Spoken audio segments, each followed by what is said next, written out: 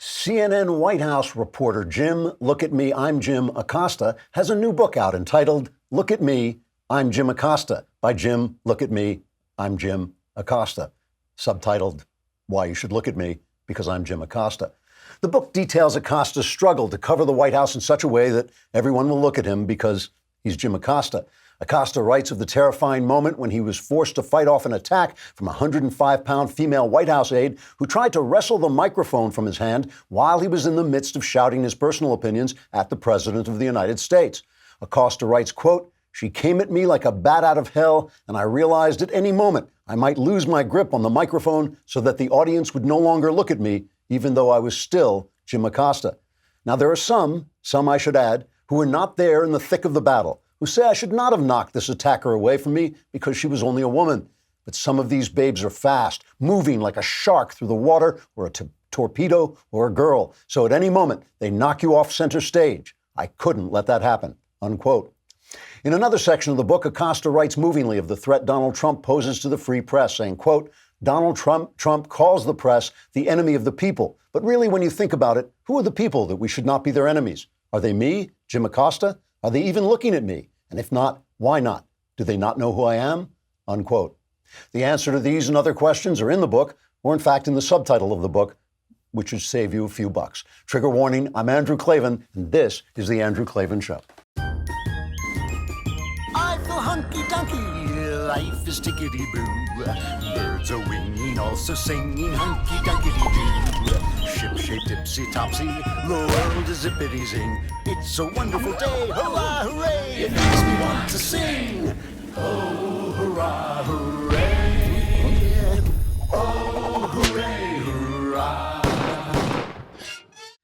A lot of conservatives, possibly even me, have been misusing the word absurd. And since it may be the most essential word of our era, we should get the meaning right. We sometimes say that labeling an Orthodox Jew tradcon like Ben Shapiro alt-right or white supremacist is absurd, or that calling the centrist gay libertarian Dave Rubin far-right is absurd. Now, pardon me, the word absurd means utterly or obviously senseless, illogical, or untrue. And yes, in one sense, these labels fit that bill, if their point were to communicate the truth. But in fact, these attacks are not senseless, they're not absurd, they're part of a strategy.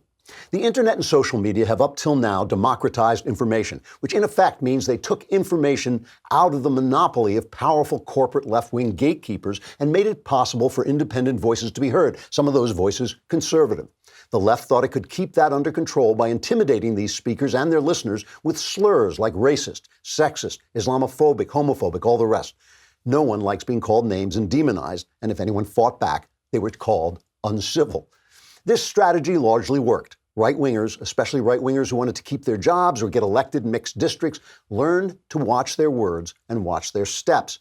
And then along came Donald Trump, who is rude and a bore and doesn't care what anybody calls him and can give just as good as he gets. And that was okay at first because this is what the elites thought of Trump running for president.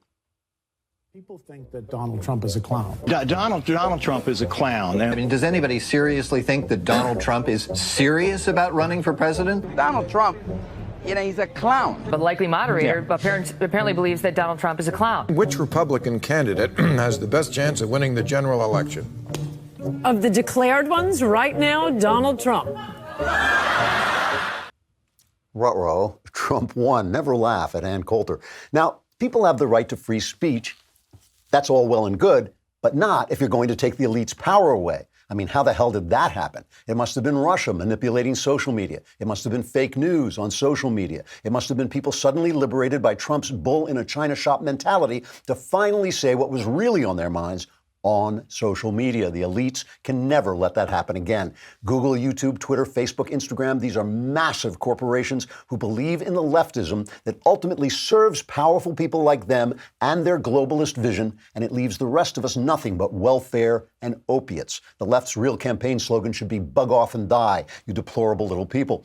So, if social media lets people speak and Trump frees them to speak what they're really thinking, and if in speaking they vote for Trump and Trump gets power, they've got to censor social media and get rid of Trump. Here's how to do it. First, push the idea that hate speech is not covered by First Amendment norms. Second, define hate as anything that opposes left-wing opinion. Third, keep moving left-wing opinion so that only the elites know what it is on any given day. Fourth, now you can define everyone who opposes your power as hateful. Fifth, start banning their voices as hate speech. They don't call Shapiro and Rubin alt-right because they think they're alt-right. They call them alt-right so that they can lump them in with the others and silence them and all the people like them so that they can defeat Donald Trump in 2020, so they can have their power back and the rest of us can bug off, live in meaningless ease on our guaranteed incomes, and die.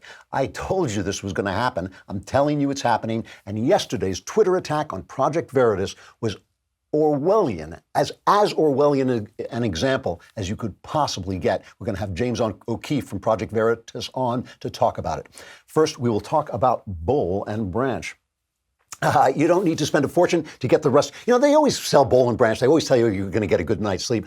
I have no idea whether you're going to get a good night's sleep at all because I never sleep. I never sleep. All I can tell you is while you're lying awake on Bol and Branch sheets, you will be incredibly comfortable and you will love the way they look. What makes them unique is that each sheet is crafted from 100% organic cotton. That means Bol and Branch sheets not only feel great, but they look great. And since Bol and Branch sells exclusively online, you don't pay that expensive retail markup. That's half the price, twice the quality. Good deal. Try them for 30 nights and see for yourself. If you're not impressed, return them for a full refund. Go to bolandbranch.com today and you will get $50 off your first set of sheets plus free shipping in the U.S. when you use the promo code Klavan. That's $50 off plus free U.S. shipping right now at bolandbranch.com. Spell it B-O-L-L and branch.com. Promo code Klavan. bolandbranch.com. Promo code Klavan. Like I said, I don't sleep on them. I just lie awake and appreciate them.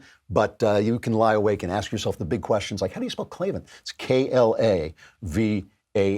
So yesterday, Twitter suspended the account of Project Veritas, James O'Keefe's great site that goes undercover and investigates the people that the mainstream media won't investigate. And they censored them. Well, have we got James? Bring that man on. Let's let him tell the story. O'Keefe, you got in trouble again. I told you to stay out of trouble. Well, I'm doing journalism, so that's a criminal offense. Yeah, I'll say. Yeah. So explain, I should, just so people know, Project Veritas is an organization dedicated to investigating corruption, dishonesty, waste, and fraud in public and private institutions. And James is the author of American Pravda, My Fight for Truth in the Era of Fake News. Tell us what happened. Oh, where do I begin? A whistleblower comes to us inside of a company called Pinterest, which is a big tech company. It's a $13 billion company who had a recent IPO. And this is a whistleblower. This is someone who was willing to lose his job. He knew the risks. He gave us secret documents. And since I'm on the Daily Wire, one of the pieces of information in this document, I have the document in front of me, internal employees at Pinterest were calling Ben Shapiro a white supremacist. I was just talking about this, yeah. And they put Ben Shapiro, the words Ben space Shapiro space Islam or Muslim, any of those combination of words on what they call an STL or a sensitive terms list. Mm. And he shared screenshots of employees working at high level in the company talking about how they would censor any content mentioning Ben Shapiro. So there's this information. And there's also information that Live Action, the largest pro-life organization, the biggest pro-life media organization, they actually consider them to be pornography. Oh, and also other websites, PJ Media, Zero Hedge, all porn. So we reach out for Pinterest for comment on Monday afternoon, and Pinterest scrambles to try to cover this information up and removes Live Action from the porn domain block list before we publish the story. We publish the story. The story blows up. Drudge links to the video. And then Pinterest then places Live Action back onto the porn domain block list. And then after that happens, Pinterest just bans Live Action. And then what happens is YouTube, which Drudge has just linked to the video of all of these expose, YouTube bans the video, claiming that we violated a privacy violation of Pinterest. And then what happens is Twitter censors us publishing the video. So YouTube bans the video, and then Pinterest informs this young man who blew the whistle that he's been placed on administrative leave. So they didn't actually fire him. They placed him on, and I think the reason why they didn't fire him is because they know that they have a lawsuit on their hands if they fire him for blowing the whistle on what has occurred. So an extraordinary series of events. That is absolutely amazing. It is absolutely amazing that social media is ganging up on you to keep you from exposing social media from ganging up on conservatives. I mean, it's George Orwell. It really is. They've lost their minds, but really not. I mean, it's a strategy, right? They are trying to silence us before the 2020 election. They want conservatives. Well, his name is Eric Cochran. I mean, he's a hero. We just published an interview with him. He did go on the Tucker Carlson show last night. And what's extraordinary, you listen to this guy, Eric, is he says, I don't care about, he was making hundreds of thousands of dollars a year working, and I gave it all up because he wants to draw out a dozen people like him to do what he did. And if you listen to Eric talk, Eric says, this is the watershed moment. He says, this is the moment. He says, it's all happening. I've been doing this for 10 years. I've never had YouTube take down one of my videos. And I covertly film people. I leak documents. That's what investigative journalists do. But now what's happening is that the tech companies are putting down the gauntlet and saying, no, this is a bridge too far. You're throwing the stone in Goliath's eye, and it's hurting us too greatly. And they would never do this to the New York Times. They would never do this to the Washington. Those guys publish secret documents all the time. Right. They publish secret documents into state secrets. They publish, I don't know, the documents on you and I. But that's not what this is about. This is about putting the line in the sand. And this young man has made the extraordinary decision to give it all up, to basically ruin his career for a cause greater than himself. And I think that what's going to happen next is there's going to be a dozen people like him to blow the whistle. And I don't think big tech is going to be able to stop them all. Well, this is the thing. I mean, first of all, just to unpack it just a little bit, what you exposed was they were putting, Ben Shapiro, but also Lila Rose and her fight against abortion. They put her on as a porn site. I mean, that's an amazing thing. So porn site legitimately banned from Pinterest, and they put her on a porn site. You expose that, and they shut you down. I mean, this is an amazing. So truth is stranger than fiction. You're from Hollywood. If you wrote a screenplay about the executive producer would throw it in the trash because that's too ridiculous. That's too cliche. No, I know this sounds crazy, but it's all happening. Yeah. This is the moment in time. I'm not exaggerating. Right. Pinterest put pressure on Google. Pinterest put pressure on YouTube corporate and said, this is too true. And just like from that movie, The Insider, that's a metaphor for what's happening because this guy's an insider. When Al Pacino says, the more true it gets, the worse it gets. He sits, he talks. He courageously blows the whistle. We publish the information in a responsible way. I'm not an opinion guy. I'm not a pundit. Right. I just published facts that the public had a right to know. And I can't go to the New York Times, the Washington Post, because those guys hate my guts so much that they put their hatred and their passion for politics and party over the First Amendment. Right. And the only place I have to go is YouTube, and YouTube takes me down. And do you see those blue checkmark guys on Twitter giving a crap about this? No. Yeah. They say off with his head. The Intercept, which is the entire purpose of the Intercept, is to publish secret documents. Yeah. Is saying Facebook needs to ban O'Keefe. This is the moment. And this is the moment in time. All they had to do was say, you know what? We were wrong. We shouldn't have done this. We won't do it anymore. That's all they had to do. They could have just changed the policy and let Lila Rose have a place on Pinterest. But instead, they go after you. It is incredible. And it is also incredible because it's happening all over, James. I mean, it's happening at very, very big levels. What's amazing about this is these guys, I mean, look, you are a powerful company because of what you do, but you're not a massive corporation like these guys. I mean, these are massive corporations ganging up on an independent voice, which is putting forward provable facts. I mean, everything you had was on video. You have the guys showing it. You show the documents. It's an amazing thing. There's a corporation silencing an independent voice that's telling the truth. That's the whole story. I mean, well, what Eric Cochran says in response to that is he says, hopefully it shakes people awake. I think it's a very powerful. It's like that righteous indignation that Andrew Breitbart, the title of his book, which itself was a quote from Ida Tarbell, the muckraker from the 1890s and 1900s.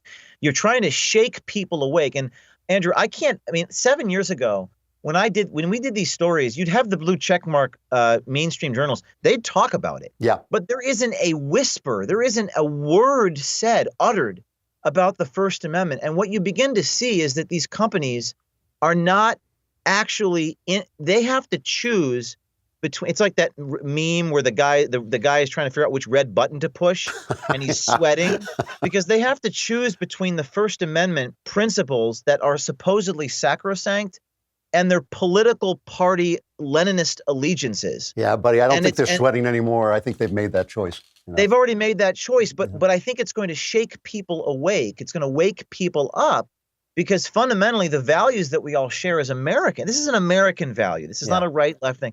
This is a fundamental we fundamentally share that civic duty to publish information for the public's right to know so that citizens can make informed decisions to elect the representatives.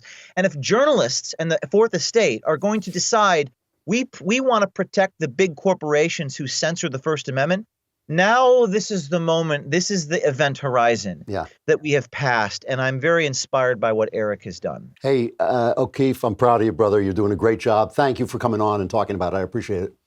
Thank you. All right, we'll talk to you again.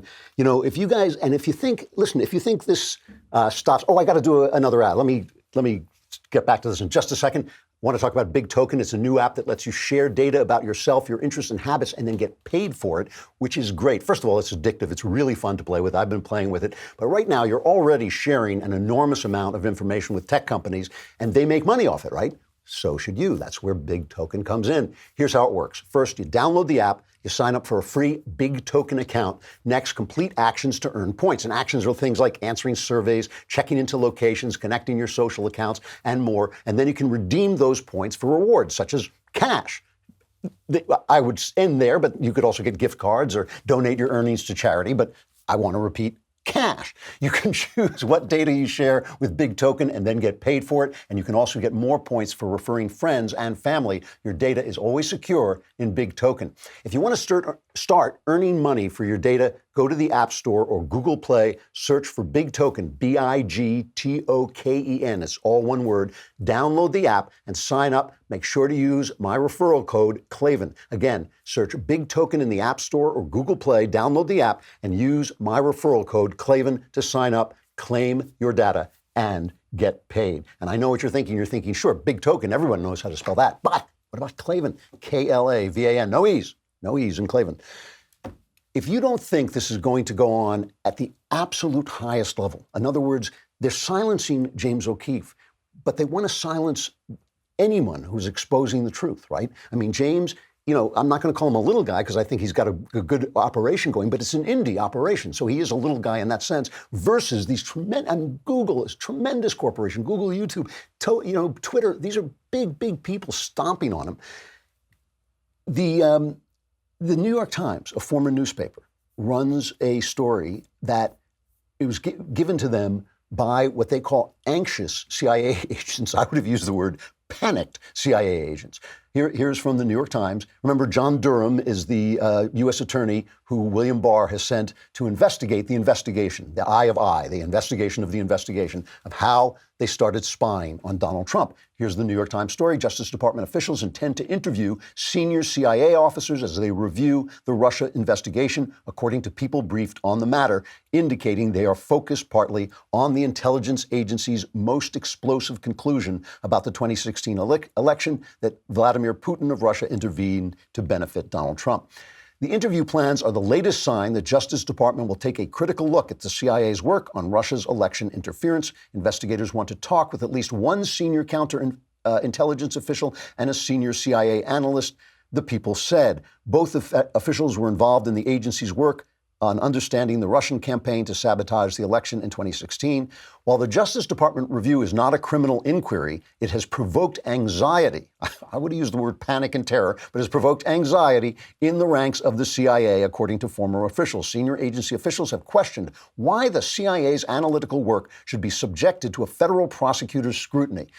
They're spying, right, on an opposition campaign. The opposition's campaign, why should it be subject to scrutiny? So the New York Times is being sympathetic. But if you want to see something truly amazing, and I know I have to show it to you because it was on CNN, so nobody saw it. Here's CNN's law and justice analyst, okay? Let me say, his name is Shimon Prokupez. Don Lemon asks him about this investigation. Listen, this is on a news agency, right? This is on a place where there are supposedly journalists in the room. Listen to what his answer is about this. You know this report in the New York Times that he mentioned, that the Justice Department is now questioning CIA officers as they review this Russia investigation, which is...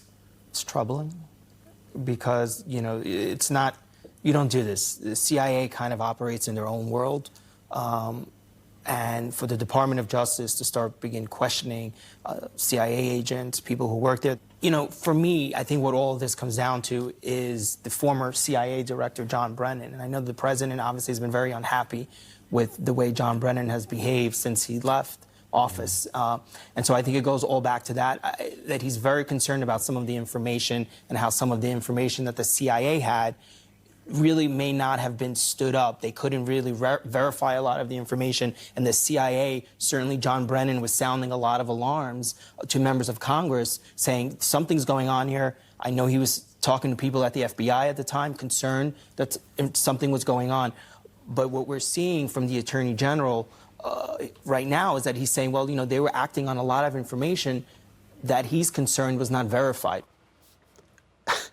The guy on CNN says, you don't investigate the CIA. The CIA lives in its own world. I mean, those are the words that just came out of his mouth. I'm not even making it up, right? The CIA lives in its own world. These are journalists.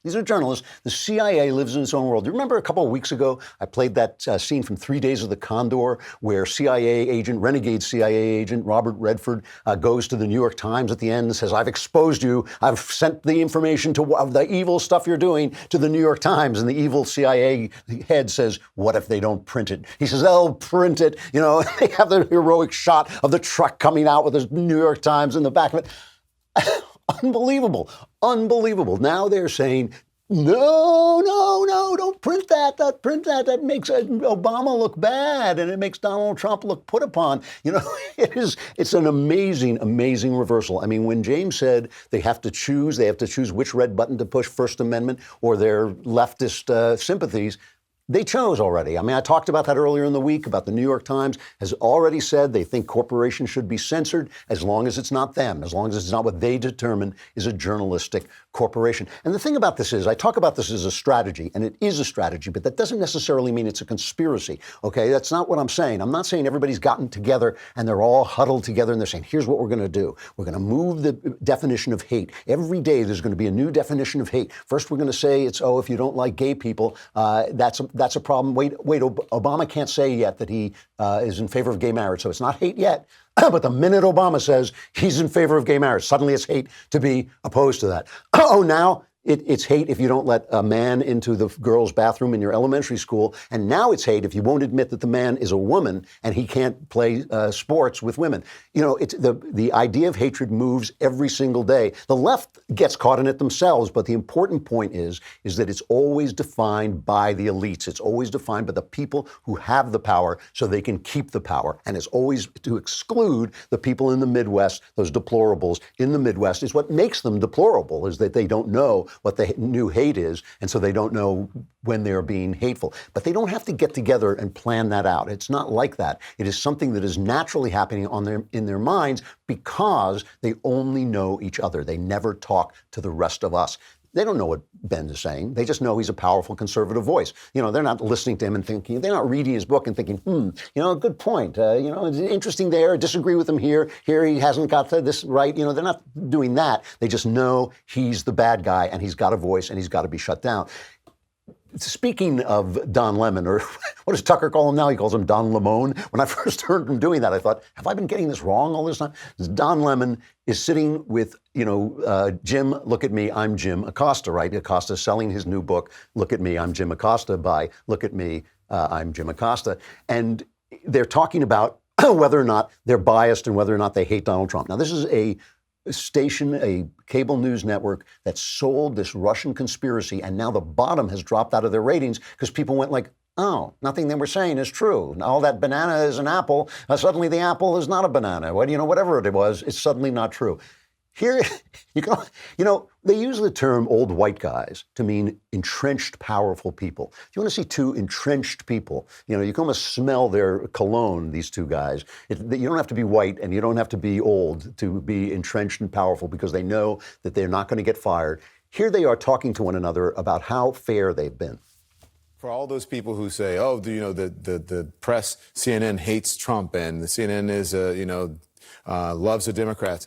I watched Manu Raju with Nancy Pelosi, who clearly did not want to answer Manu's questions today, even in her body language. And you know what? He persisted, and he asked her the tough questions anyway. So of anyone, a Democrat or Republican, regardless of who it is, if you hold a position of power, we, the journalists at CNN, are going to question you about it, whether you like it or not. That's right. We're here to hold their feet to the fire. And just because we are pro-truth doesn't mean that we are anti-Trump. And, as I write throughout this book, and I try to close it out on a hopeful note, we are not the enemy of the people. We are defenders of the people. And we want to defend the people because we're devoted to the people. You and I, Don, our families, our parents, our kids, our loved ones, we all think about all of those folks when we come into the office and do this job on a daily basis. We're not here to spin things or color things a certain way. We're here to give the people reliable, accurate information on a daily basis. That's why we all come into work every day. It's beautiful. You could put that in a comedy show, a situation comedy, because they don't know. They don't know that they're talking crap. They don't. I really believe that. They think, no. Acosta has essentially said that they have to be biased to cover Trump properly because Trump is so bad, but he doesn't hate Trump. That's not bias. That's just the truth. They now think their opinions are the truth. So, when they call Lila Rose porn, they kind of think, well, that's kind of what it is to them, because the right to kill their children, the right to stick a scissors in a baby's head and suck out its brains is such an important thing. It's not killing somebody. That's not killing a baby. That's just women's rights, So it is porn to them. I know. If we're not allowed to hear from from Lila Rose, let's at least hear from the babies at Planned Parenthood. Help me! Come back here. You're not a human being. I am a human being. For crying out loud, look at me. No one can see you. Hold still, you piece of tissue, you. Help! Black Lives Matter! Black Lives Matter! That was Jeremy Boring's finest moment, as far as I'm concerned, playing the baby. Here's the left's response to that. Don't speak. No, don't speak. Please don't speak. Please don't speak. No. The most famous scene in 1984 is the scene when they torture Winston Smith, not to convince him that 2 and 2 is 4, not to convince him that 2 and 2 is 5, to convince him that 2 and 2 is whatever the party says it is. Hate is whatever the party thinks it is, because hate is whatever they want to ban. And hate right now is you and me. It's us. And it's going to be that way at least until the 2020 election. And if we lose the 2020 election, who knows how long that's going to go on. We got a great guest, a really important guest coming up, Jesse Morton, who wrote an amazing article in the Wall Street Journal called I Invented the Jihad Journal. But I got to say goodbye to Facebook and YouTube. Come over to dailywire.com and subscribe. And then you can, we were talking about this on Backstage yesterday. When you subscribe, you protect us from these people. When our sponsors can't get chased off, when we know we've got your support, that's how we live. So please subscribe. It's $10 a month, $100 for the year. We give you all kinds of things, not just the Leftist Tears Tumbler. You get to be in the mailbag, get to ask questions during Backstage. It is a good, solid subscription, which gives you a lot of goodies, but it also protects our voices and keeps us on the air. Come over to dailywire.com.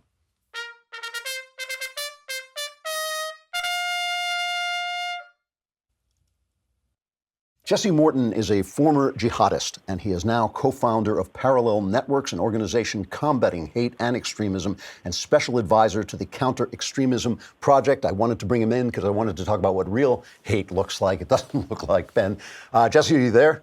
I am here. Can you hear me? Yes, I can. Thank you very much for coming on. I thought your article in the Wall Street Journal, I Invented the Jihad Journal, was shocking and just an amazing piece. Really good job. Could you start by explaining how you became radicalized in the first place? So I was a young individual who was confused. I grew up exposed to a very countercultural perspective. My father was sort of a beatnik that had moved us to a commune. I grew up with Bob Dylan in the 1960s, countercultural influences, and then I ran away at the age of 16 because my mother's side of the family was very physically abusive. So I was sort of traumatized, and I ran away at 16 to get away from home abuse, gravitated towards actually traveling with the Grateful Dead, and became a very far leftist anarchist before converting to Islam, having found the autobiography of Malcolm X during a few-day stint in jail in State College, Pennsylvania. I became a Muslim who followed Malcolm X more than I followed the actual interpretation of the Prophet Muhammad, gravitated towards a political interpretation of the religion and radical revolutionary interpretation of the religion almost from the beginning. I was taught by a Moroccan veteran of the Afghan Soviet jihad in Richmond, Virginia, and taught a millenarian perspective of the religion, that the end times was near, that the believers, the Muslims, were in a perpetual war against the non-believers, predominantly the great Satan, that is the United States.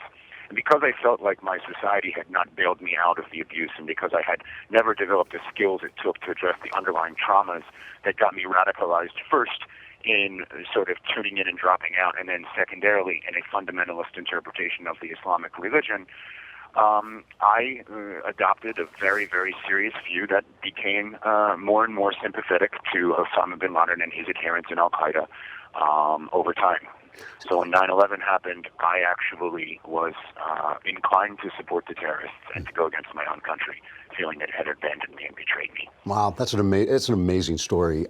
Now, talk about that. You invented this thing called the Jihad Journal, which was actually an innovative attempt to spread the jihad.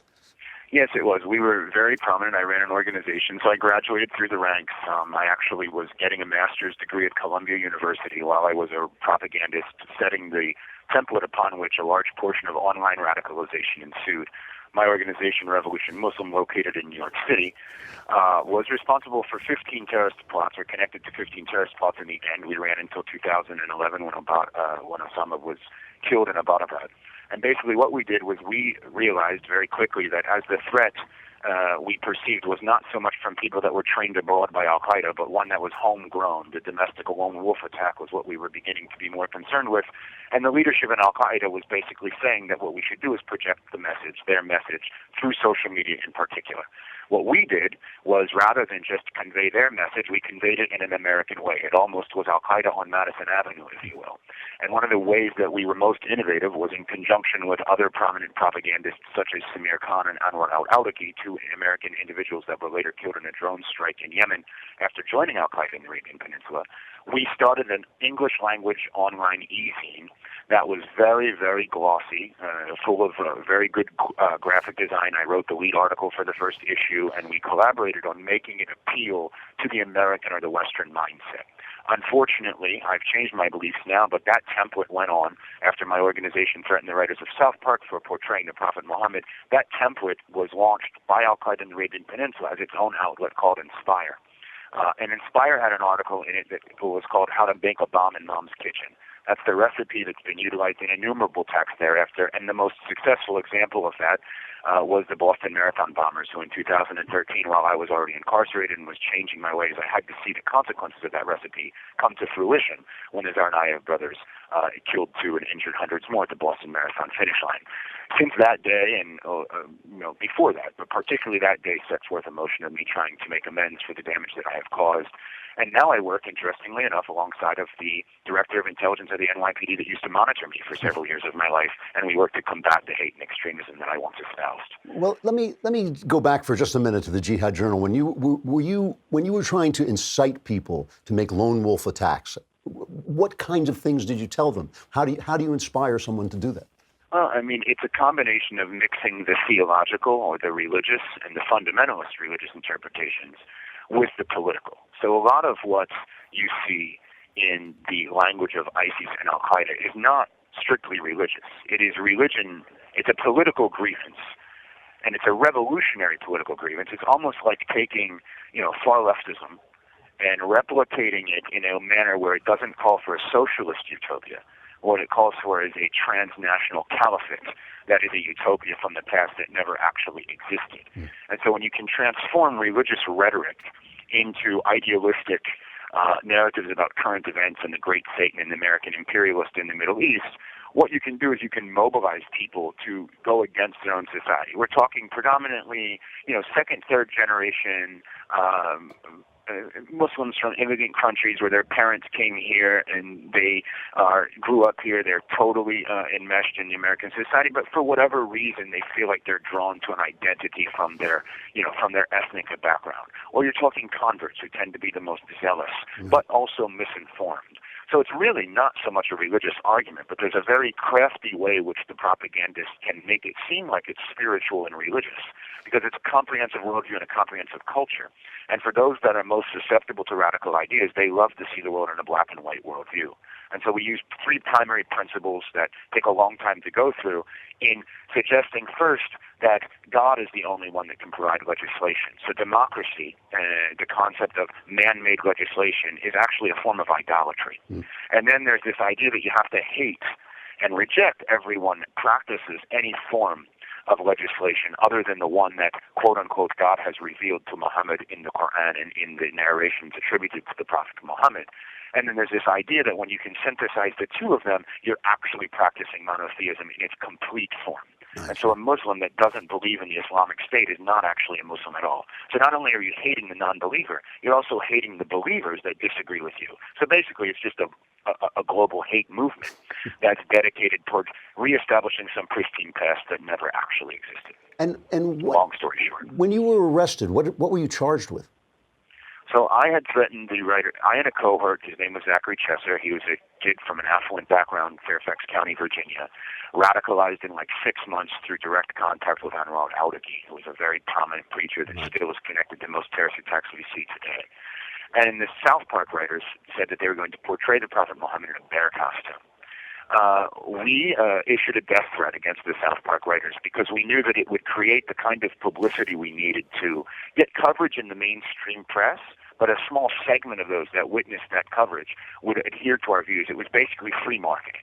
And in the process of trying to exploit that situation, we clearly entered the realm of illegal speech. So what was radical revolutionary speech where we knew we were consciously walking up to the line of the First Amendment, putting our middle fingers in the air, so to say, and then carefully trekking back. We had gotten away with that for many years. The South Park threat crossed that threshold. I knew that it did. I fled to Morocco, and it was there that I was extracted from the movement, and suddenly the Arab Spring broke out, and I had exposure to Arab millennial youth, found that they really desired a lot of the things I had taken for granted, and then, went to a series of processes where we started to sort of reverse course.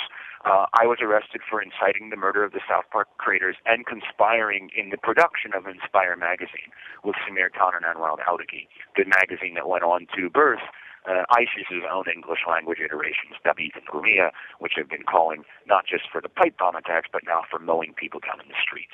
Amazing. So tell me now, what are you doing now? So you've changed. You're working with the police who came after you. How are you? What is the journal you're working on now? So we are starting an organization called Parallel Networks. Parallel Networks is basically believing that rather than as you suggest, outlawing speech, we should develop networks that rival in size and scope the networks that we believe to be extremist, jihadist being a clear-cut example of them, that only networks can battle networks. And so we're formulating a cadre of people that have left extremist movements. We have an organization and a website called lightuponlight.online. It has a 24/7 call-in number. We can provide support to individuals that want to leave movements. We publish counter-speech. And one of the most interesting things that we recently did was we published a replication of the English language jihadi magazines I started. That's where the op-ed in the Wall Street Journal comes from. It looks exactly like ISIS's own production. We spent 10 days in the secret chat rooms of ISIS adherents, letting them know that a new magazine was coming, to the point where they were promoting our magazine for us. And so that when we launched that op-ed, the magazine product that we created was being disseminated without any knowledge of ISIS supporters. So now we're picking them apart inside of their own communities in encrypted platforms. They've migrated away from Facebook. They've migrated away from Twitter. Now they're on an application called Telegram, and we're in there dissecting that movement, trying to marginalize the voices in that movement that are promoting ISIS. So this is one of the things we do. We provide counsel and support to individuals that are coming home with terrorism-related offenses to protect them from society. We do an array of things, go around and speak about my experiences with the NYPD Director of Intelligence Officer Mitch Silber that now works with me, share our stories, train individuals that might be responsible for thwarting attempts at terrorist attacks, get a better understanding of this phenomenon. But most importantly, we promote dialogue and engagement rather than polarization and hate and hatred of the other. So we're only a year and a couple months old. We're developing rapidly. We're very happy with what things are moving forward. We have a great support system and counter-extremism project, which works diligently to make sure that Facebook is held accountable for its negligence in removing extremist content, that Twitter is held accountable, and social media platforms are held accountable for their removing particular levels of speech. We come in and we clear up the process by providing the services on the ground that can help individuals change and that can then combat these networks with other networks that rival them in size and scope, but that are built on, pro-democratic, post-Enlightenment interpretations of religion that are very effective in pulling people out of their support for groups like ISIS and Al Qaeda. Where can people find out more about you, Jesse? You have a website or something? Lightuponlight.online is our core hub, or pnetworks.org is where we house our marketing and our main organization. But our activity is hosted on lightuponlight.online. It's a website where we have an array of programs and initiatives, and they can contact us there. We'll be glad to answer any questions that they have or provide consultation in any needs that services they might desire. Jesse Morton, thanks very much for coming on. I really appreciate it. I do appreciate you having me. Take care. Thank you. Thanks.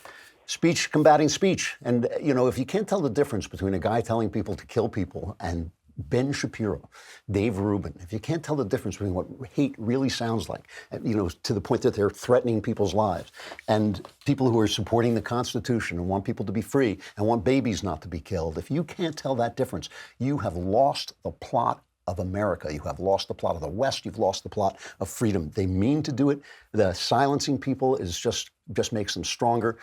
I loved that line about battling networks with networks. Final reflection. Recently, I finished the third Another Kingdom, the final book in the trilogy of Another Kingdom. It's been a huge experience for me. I mean, it's 3 years. It's essentially a 1,000-page novel that took me 3 years to write.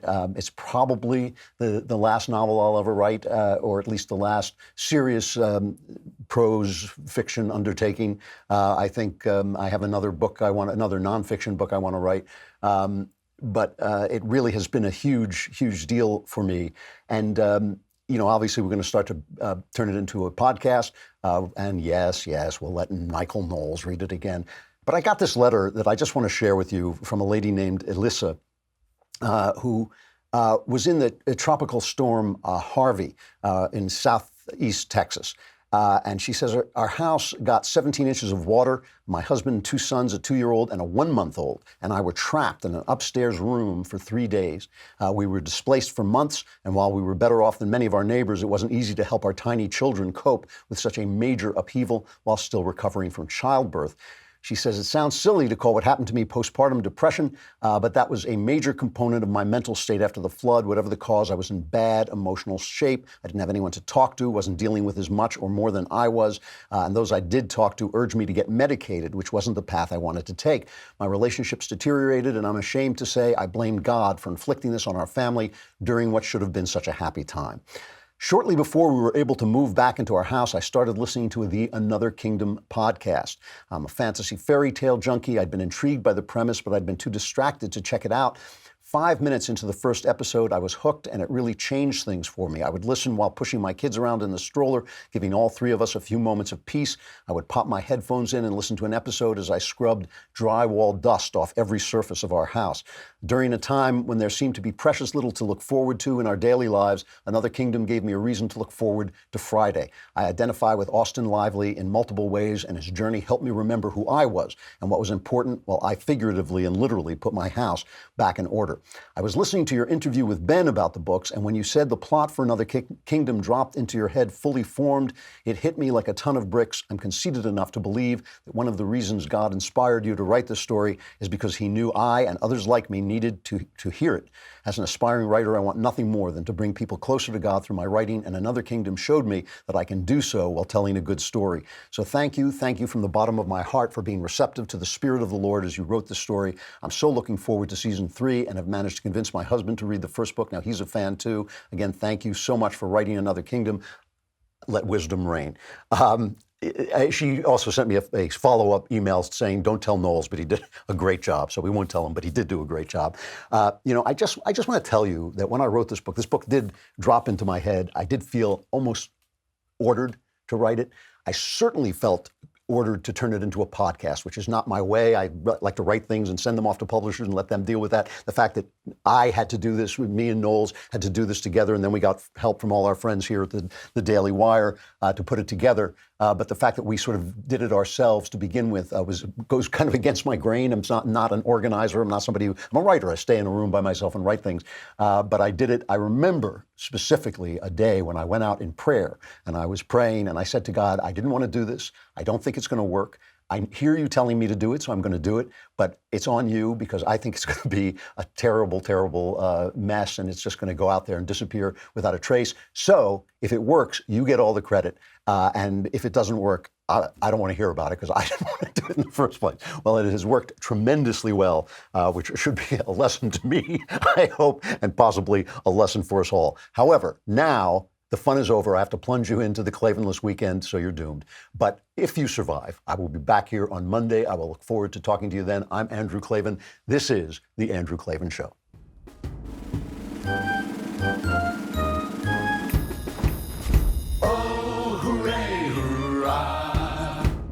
The Andrew Klavan Show is produced by Robert Sterling. Executive producer, Jeremy Boring. Senior producer, Jonathan Hay. Our supervising producer is Mathis Glover, and our technical producer is Austin Stevens. Edited by Adam Sayevitz. Audio is mixed by Mike Cormina. Hair and makeup is by Jesua Alvera. And our animations are by Cynthia Angulo. Production assistant, Nick Sheehan. The Andrew Klavan Show is a Daily Wire production. Copyright Daily Wire 2019.